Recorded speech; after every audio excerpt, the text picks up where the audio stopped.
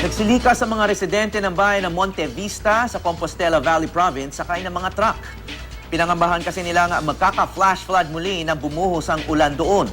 Mula sa Compostela Valley, may news to go si Salima Refran.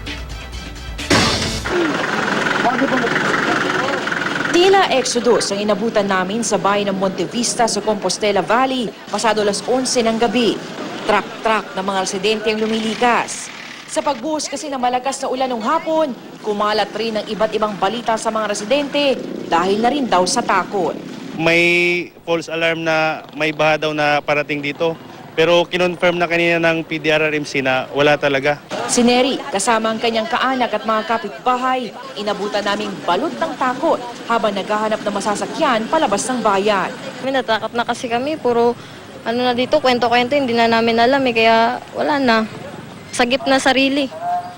Sarili-sarili na lang kami dito, te. Si Estrella, bitbit ang mga kaanak at ang kanyang Santo Niño. Ang Monte Vista Police, nag-ikot para kalmahin ang mga residente. Kung may threat man or may emergency, may naman tayo, may information dissemination naman tayo. Doon lang sana sila magbase, hindi yung sa text-text lang. Sa bayan naman ng Mungkayo, kahit sa dilim, hindi maitatago ang tindi ng pinsalang iniwan ng Bagyong Pablo. Ang mga residenteng nawalan ng tirahan sa ilalim ng pinagtagping mga yero at tolda na nunuluyan sa tabi ng highway. Si Ruben at iba pang lalaki ng barangay, magdamag na nagbabantay. Ang iba nilang kabarangay, sa maliit na kapilang ito sumisilo.